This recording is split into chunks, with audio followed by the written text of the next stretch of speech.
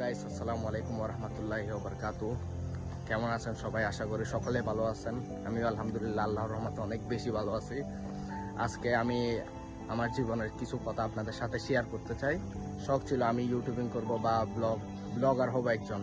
অনেকদিন ধরে আমার ইচ্ছা ছিল, তবে লোকজন কি বলবে না বলবে, সমাজ কি মনে করবে না করবে, এগুলা চিন্তা করে আমি কোনো ভিডিও বানাতে পারি নাই। অনেকদিন চেষ্টা করলাম।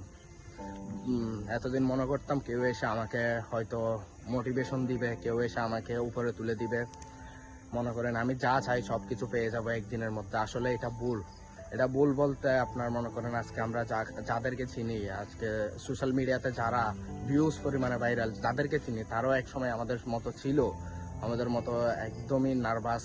মনে করেন এখন আপনারা হয়তো বুঝতেছেন আমার কথাবার্তায়, আমি অনেকটা নার্ভাস। অনেকদিন যাবৎ আমি চেষ্টা করতেছি একটা ব্লগ ভিডিও বানাবো বা সোশ্যাল মিডিয়াতে একটা নাম হবে আমার, এরকম চিন্তা করতেছি। তবে সময়ের কারণে বা এলাকার মানুষজন, ফ্যামিলি কি চিন্তা করবে না করবে, এগুলা কারণে আমি করতে পারি না। আজকে চিন্তা করতেছি যে আমি কি করতেছি না করতেছি এগুলা অন্য লোকে দেখার টাইম ওদের নাই। কি মনে করতেছে না করতেছে এখন থেকে এগুলো আমার দেখার টাইম নেই। এখন কি আমার লাইফ আমাকেই সাকসেস হতে হবে, আমাকেই সব কিছু করতে হবে। এই কারণে আমি আজকে সাহস করে আজকে আপনাদের মাঝে ছোট্ট একটা আমার জীবনের কাহিনী শেয়ার করলাম। আশা করি সকলে আমাকে সাপোর্ট করবেন ইনশাআল্লাহ। আসসালামু আলাইকুম রহমতুল্লাহ।